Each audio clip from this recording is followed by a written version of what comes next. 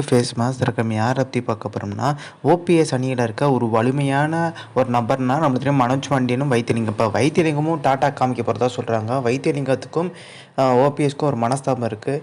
அதே மாதிரி பாஜகவோட கூட்டணி வைக்க வேணாம்னு சொல்லிட்டு புகழேந்தி ஜேசிடி பிரமாணம்லாம் சொல்லியிருந்தாங்க. அதனால் பார்த்திங்கன்னா அவங்க விலகிட்டாங்க. டோட்டலாகவே கூப்பா கிருஷ்ணனும் விலகிட்டார். இப்போ வைத்தியலிங்கம் மட்டும்தான் இருக்கார். வைத்தியலிங்கமோட பார்த்திங்கன்னா ஓபிஎஸ் பேச்சுவார்த்தை நடத்திட்டு இருக்காங்க. ஸோ அது மட்டும் கிடையாது. இப்போ நீங்கள் நல்லா கவனித்து பார்த்தா தெரியும், புகழேந்தி, ஜேசிடி பிரபாகரன், அதேமாதிரி கேசி பழனிசாமி இவங்கெல்லாம் பார்த்திங்கன்னா எடப்பாடி பழனிசாமி சொல்லி தான் இப்படி செயல்படுறாங்கன்ற ஒரு அச்சம் வருது. ஓபிஎஸ் அணியை கலைக்கிறதுக்கு இந்த ஒரு பிளானான்ற மாதிரி. இவ்வளோ நாள் புகழேந்தி பார்த்திங்கன்னா எடப்பாடி பழனிசாமியை கடுமையாக விமர்சிச்சுட்டு இருந்தார். பட் இப்போ பார்த்திங்கன்னா நாங்கள் ஒருங்கிணைப்பு குழு பார்த்திங்கன்னா ஆரம்பிச்சிருக்கோம், கீழ்மட்டத்திலேருந்து அப்படியே நாங்கள் போவோம். ஸோ எடப்பாடி பழனிசாமியை பெரிய லெவலில் விமர்சிக்கிறதில்ல, தவிர்த்துட்டார். அதே மாதிரி பார்த்திங்கன்னா கீழ்மட்டத்திலேருந்து பார்க்கும்போது இப்போ ஒன்றிய செயலர்னா நிறைய பேர் இருப்பாங்க. எடப்பாடி அணி இருப்பாங்க, ஓபிஎஸ் அணி இருப்பாங்க, டிடி தினகரன் அணி இருப்பாங்க, சசிகலா அணி எல்லாருமே ஒருங்கிணைக்கிறேன்னு சொல்லியிருக்காங்க. பட் இதில் நிறைய கேள்விக்குறியே இருக்குது. ஒன்றிணைக்க தான் போகிறேன்னா ஓபிஎஸும் அதான் சொல்கிறாரு.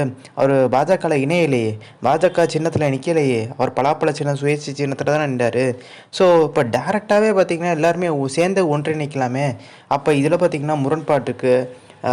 இப்போ நம்மளுக்கு தெரியும், புகழேந்தி, ஜெயஸ்ரீ பிரபான்லாம் பார்த்திங்கன்னா விலைக்கு போயிட்டாங்களோ எடப்பாடி பழனிசாமிகிட்ட.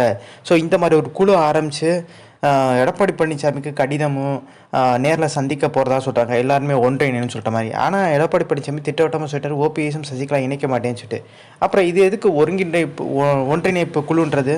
ஸோ கீழ்வட்டத்தில் ஓபிஎஸ் அணியிலும் நிறைய கீழே இருப்பாங்களா மாவட்ட செயலர், அவங்களெல்லாம் அப்படியே தூக்கிட்டு பார்த்திங்கன்னா அதிமுகவில் போடுறது தான் இந்த ஒரு அணியோட வேலைன்றாங்க. பட் எந்த உறுதியான தகவல் தெரியல.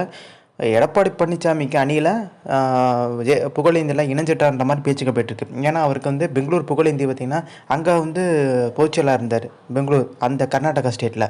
அவருக்கு பதிலாக இன்னொருத்தர் போட்டார், அவருமே ரிசைன் பண்ணிட்டு போயிட்டார். இப்போ அந்த பதவி காலியாக தான் இருக்குது. ஒரு டீலிங் பேசிட்டாங்க எடப்பாடி பழனிசாமி அணி. ஸோ அந்த டீலிங்க்கு ஒத்து போயிட்டார் புகழேந்தி. ஏன்னா இப்போ ஓபிஎஸ் தோத்துட்டார் ராமநாதபுரத்தில்.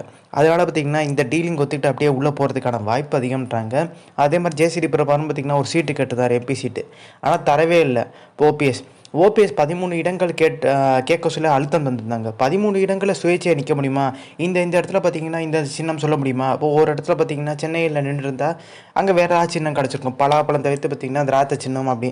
அப்போ ஒரு இடத்துல பார்த்திங்கன்னா ஒரு சின்னம் குழப்ப ஆரம்பிச்சிடும். ஒரே தொகுதியில் ஒரே சின்னத்தில் நிற்கலான்ற மாதிரி முடிவு எடுத்து அவர் மட்டுமே நின்றார். ஸோ மிகப்பெரிய ஒரு தோல்வியாக இருந்தாலுமே 2வது இடத்துல அங்கே அதிமுக டெபாசிட் காலி. ஸோ ஓபிஎஸ் அணியிலேருந்து நிறைய பேர் பார்த்திங்கன்னா தங்கள் பக்கம் இழுக்கிறதுக்கு தான் இந்த அணி, இந்த ஒருங்கிணைப்பு குழுன்றது ஆரம்பிச்சிருக்காருன்ற மாதிரி பேச்சுக்க போயிட்டுருக்கு. இன்னொரு விஷயம் நல்லா கவனித்து பார்த்தா தெரியும், ஓபிஎஸ் கட்சிக்குள்ளே வரலாம், ஆனால் எந்த பதவியினையும் பார்த்திங்கன்னா அவரை வைக்க வேணான்ற மாதிரி கேசி பழனிசாமி சொல்கிறார். ஸோ நல்லா தெரியுது எடப்பாடி பழனிசாமிக்கு ஜால்ரா போடுற கும்பல் தான்ன்ற மாதிரி.